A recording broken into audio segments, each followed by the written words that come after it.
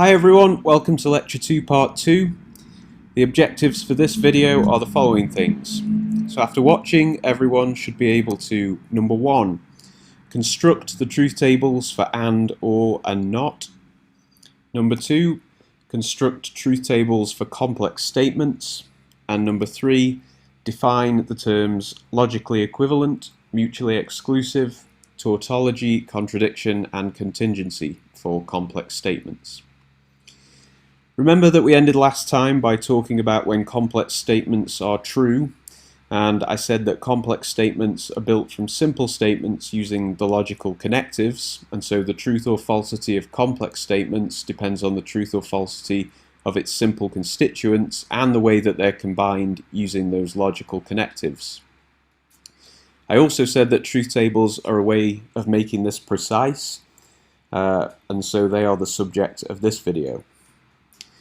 First, we're going to see how the truth tables for the 3 logical connectives that we're interested in are constructed, and once we know how that's done, we can construct truth tables for any complex statement that's built using those 3 connectives.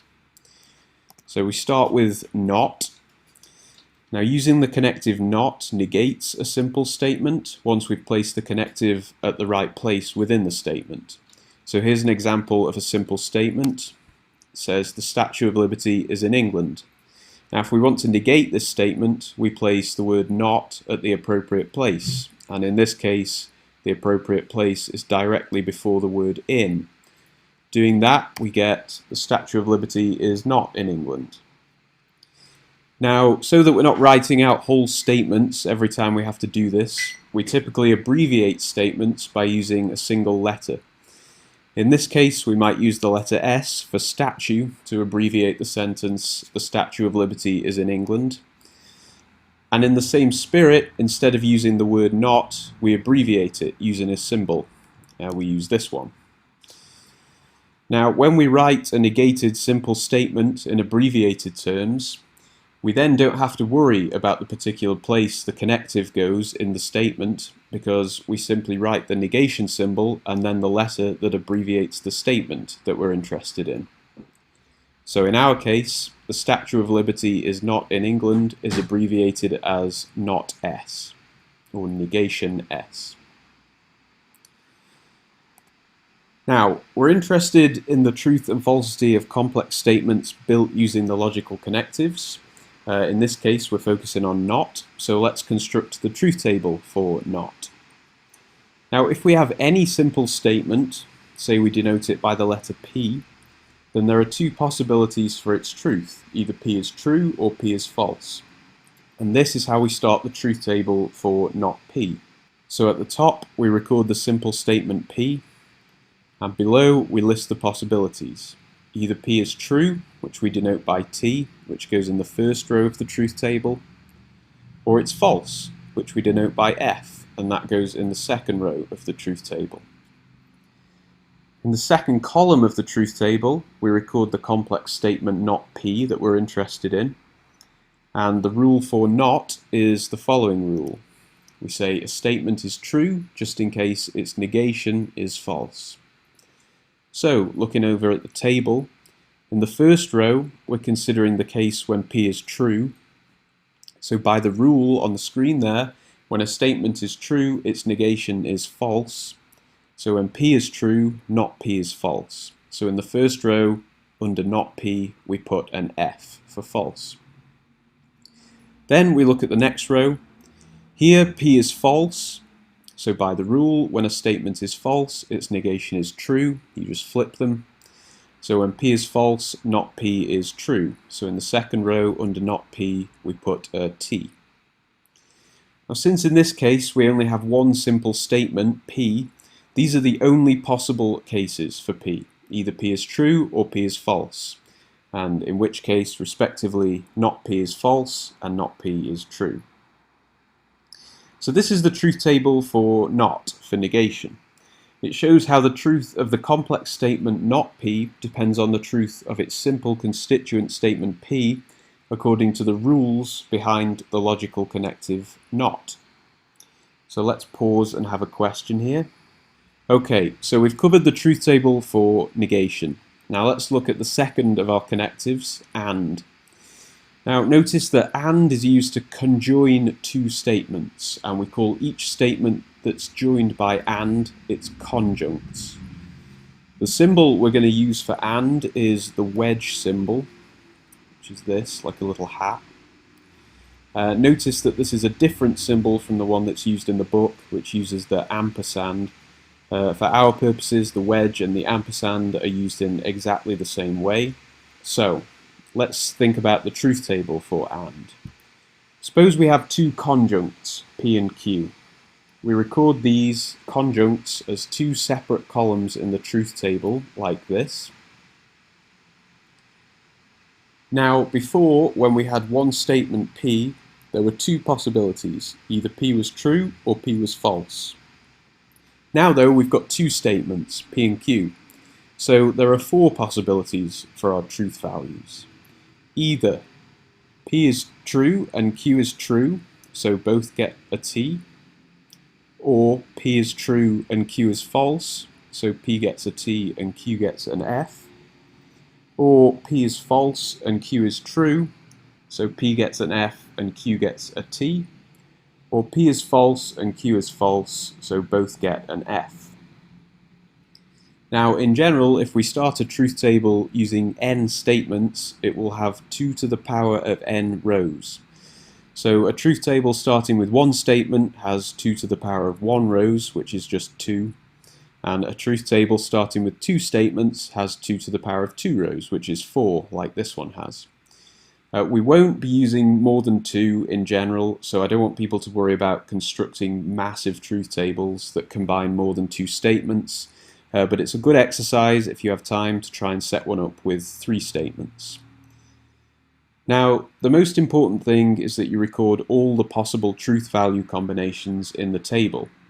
Here we've done that, so let's look at how the truth value of the complex statement P wedge Q depends on the truth value of its constituent statements. We record P wedge Q in the third column, and we calculate the truth values according to this rule. We say a conjunction is true just in case both of the conjuncts are true. So by the rule, the first row under P wedge Q gets a T, because the first row corresponds to the case when both P and Q are true. So by the rule, P wedge Q is true. Now the second row corresponds to the case P is true but Q is false. So this time it's not the case that both conjuncts are true. One of them, Q, is false. So by the rule, P wedge Q is not true. So the second row gets an F under P wedge Q. The third row corresponds to the case P is false but Q is true. So again, it's not the case that both conjuncts are true. This time P is the one that's false. So by the rule, P wedge Q is not true. So the third row gets an F under P wedge Q. And the fourth row corresponds to the case P is false and Q is false. So again, it's not the case that both conjuncts are true. This time both are false. So by the rule, P wedge Q is not true. So the fourth row gets an F under P wedge Q. Now, since we've exhausted all 4 possibilities, this table is the finished truth table for AND. And the key thing to remember is the rule on the screen there. A conjunction is true exactly when both conjuncts are true. So let's pause for a quick question. Okay, good. So let's do the last truth table, the one for OR. Now, like AND, the word OR is used to relate 2 statements, P and Q, together, as opposed to just one, like negation did. There are 2 distinct uses of the word OR in English that it's useful to separate here. Sometimes people say P or Q to mean either P or Q, but not both. This is called the exclusive sense of OR. And sometimes people say P or Q to mean either P or Q or both of them, and this is called the inclusive sense of OR. Our interest will be in the inclusive sense, not the exclusive sense of the word OR. And the symbol we'll use to abbreviate the word is the V symbol. So let's go ahead and look at the truth table for V. We start with two statements P and Q, and we list the possible combinations of truth values just as we did before. So P true and Q true, P true and Q false, P false and Q true, and both P and Q false. Also, remember with the word and, we call the statements P and Q the conjuncts there. The and is the thing that conjoins them. When the word or is involved, we call P and Q the disjuncts, and the whole thing, PVQ, is called a disjunction. So we calculate the truth values for PVQ, the disjunction, according to this rule. We say a disjunction is true just in case at least one of the disjuncts are true. Now notice that this rule makes sense of the inclusive sense of the word or, but not the exclusive sense. And that's why those things line up here. So to finish the truth table off, we record PVQ in the third column, and we look at the rows. The first row corresponds to the case where both disjuncts are true, but if two disjuncts are true, then at least one of them is true, so by the rule on the screen there, PVQ is true in this case. The second row corresponds to the case P is true, but Q is false. So in particular, P is true, so one of the disjuncts is true. So by the rule, PVQ is true, so the second row gets a T under PVQ. The third row corresponds to the case P is false, but Q is true. So in particular, Q is true, so one of the disjuncts is true again. And by the rule, PVQ is true, so the third row gets a T under PVQ. And the fourth row corresponds to the case P is false and Q is false. So this time neither disjunct is true, and so it's not the case that at least one of them is true. So by the rule, PVQ is false.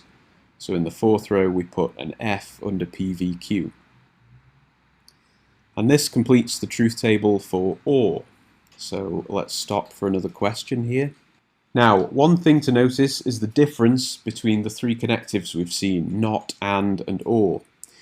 Not, we saw, operates on a single statement. It negates the statement. Whereas and or operate on two statements. They respectively conjoin the two statements, or they disjoin the two statements. For this reason, the former connective, not, is called a unary connective. It operates on one thing. On the other hand, the connectives and or are called binary connectives because they operate on two things, two statements.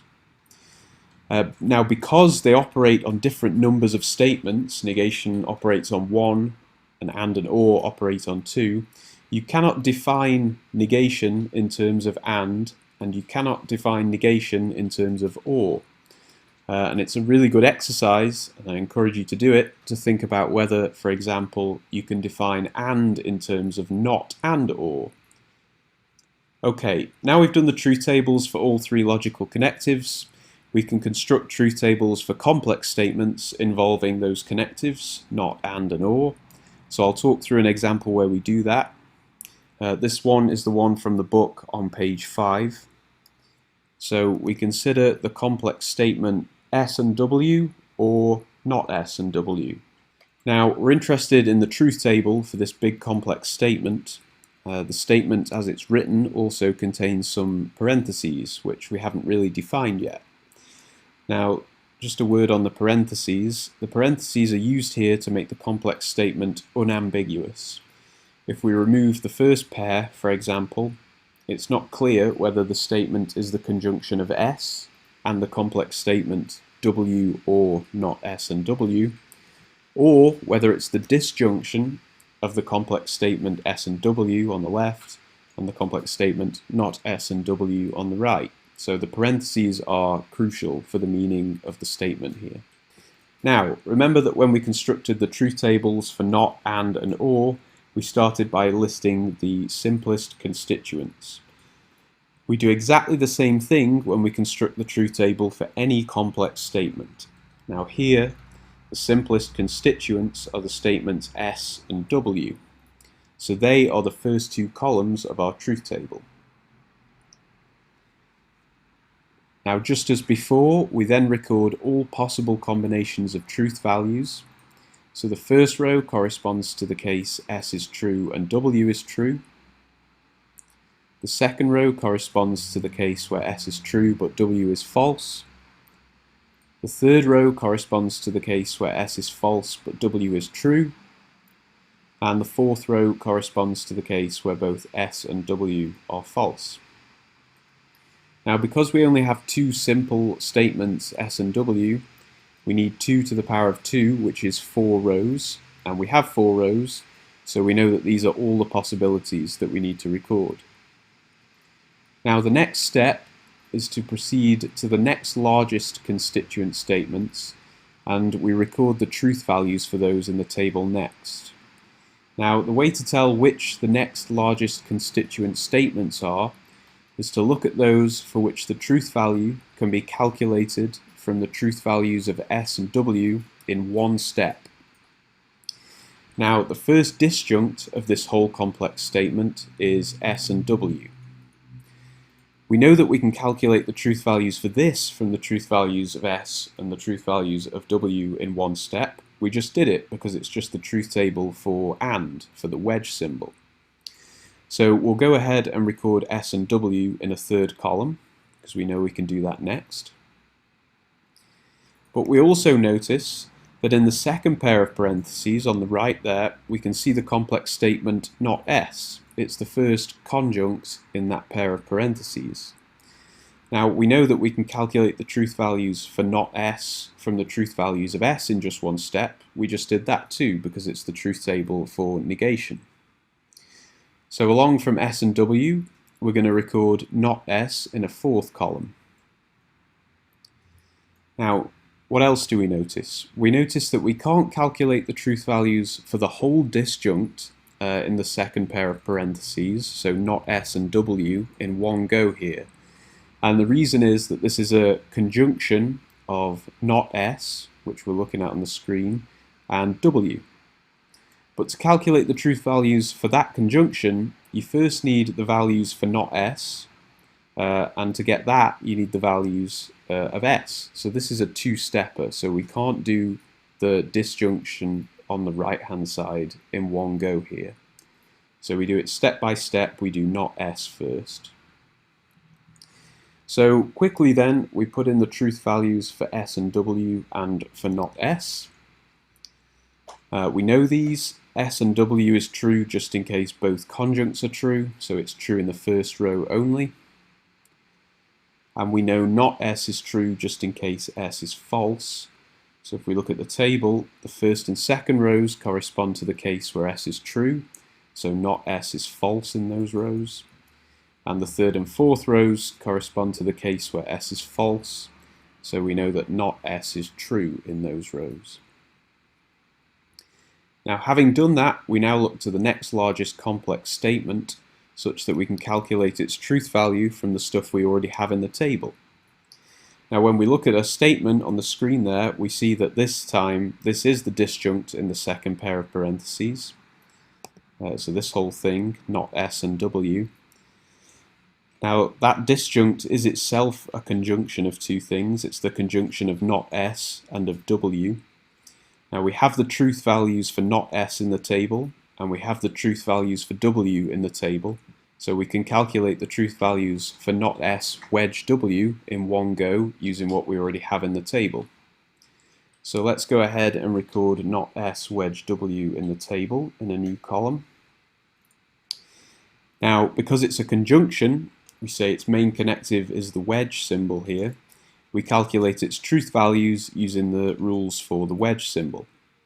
And the rule for the wedge symbol said that a conjunction is true just in case both of its conjuncts are true. The conjuncts in question, we said, are not S on one hand and on the other W. So we just look in those columns of the table, the ones that correspond to not S and to W, and we use the values from those columns. Now, the first row corresponds to the case where not S is false and W is true. So it's not the case that both conjuncts are true. So not S wedge W is false. The second row corresponds to the case where not S is false and W is false. So again, it's not the case that both conjuncts are true. So not S wedge W gets an F in the second row. The third row corresponds to the case where not S is true and W is true. Now this time we see that both conjuncts are true, so not S wedge W gets a T in the third row. It's true. And the fourth row corresponds to the case where not S is true and W is false. So this time it's not the case that both conjuncts are true.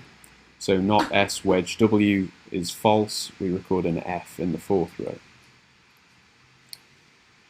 Now we're done with this statement, so we next look at the next largest complex statement again, working our way up, and we see that this time it's the whole statement that we're interested in. So the whole statement is the disjunction of the statement S and W, which we've calculated the truth values for, and the statement not S and W, which we've also calculated the truth values for. So we can calculate the truth value for the whole statement in just one more step. Now since it's a disjunction, its main connective is the V there in the middle, so we use the rules for the V symbol. And that rule said a disjunction is true just in case at least one of the disjuncts is true. So we record the whole statement in the truth table. This is going to be our last column because it's the statement that we're interested in, the one we're going to finish on. Now the disjuncts are S and W on the left and not S and W on the right. So we look in the columns that correspond to those things in the table, and we use the values from those columns to calculate the values for the last thing. Now the first row corresponds to the case where S and W is true and not S and W is false. So one disjunct is true, the first disjunct, so by the rule S and W or not S and W is true. The second row corresponds to the case where S and W is false and not S and W is false. So this time neither disjunct is true. So by the rule S and W or not S and W is false. The third row corresponds to the case where S and W is false and not S and W is true. So one disjunct is true, this time it's the one on the right. So by the rule, S and W or not S and W is true. And the fourth row corresponds to the case where S and W is false and not S and W is false. So neither disjunct is true, and by the rule, S and W or not S and W is false. And we're done. That's all that's involved in calculating the truth table for that whole complex statement. Now we'll practice this a lot more in the small group problems in class and in the discussion problems, so I won't go through any more examples here. The key is to practice using the tables and the problems that I've given you. Now, the last thing I want to mention here is in relation to the third objective for this lecture, which said we ought to be able to define certain terms. Now, the first of those terms was logically equivalent. We say that two statements are logically equivalent just in case the values in their truth tables agree in every row. Or equivalently, we might say that the two statements make identical factual claims. Now, look at the example we just went through. Here, the truth table for W, if we look down there, is true, false, true, false. And the truth table for the whole complex statement, the big thing, S and W or not S and W, is also true, false, true, false. So it agrees in every row with the truth table for W. So by definition 1 on the screen there, the statements W and the complex statement S and W or not S and W are logically equivalent. So we also say that these two statements make the same factual claim. Here's another definition. We say that two statements are mutually exclusive, or sometimes we also say inconsistent, if they cannot be true at the same time. So we think of two mutually exclusive statements as making conflicting factual claims. To check this in a truth table, which you'll have to do on the assignment problems, you'd see if there are any rows in which both statements that you're interested in are true together. And if there aren't, the two statements are mutually exclusive. Finally, the last three definitions. We say that a statement is a tautology if it's true in every row of its truth table. So tautologies are true no matter what. Now on the other end of the spectrum from tautologies, we say that a statement is a contradiction if it's false in every row of its truth table. The book also calls these self-contradictions. I'll usually omit the self part of it. And the very last definition we'll look at is this one. We say that a statement is a contingency if it's neither a tautology nor a contradiction. So in other words, it will have at least one true and at least one false in the rows of its truth table. Now here's a quick question just before we finish to test these definitions. Okay, that brings us to the end of Lecture 2 Part 2. So now that we've built these skills with truth tables for statements, we'll go on to look at how we can do a similar thing with properties, so we'll look at that next time. The most important thing I can stress for this lecture is to go and practice constructing the truth tables in the class problems and the assignment exercises. So I'll see you all next time. Finish off with your self-reflection question.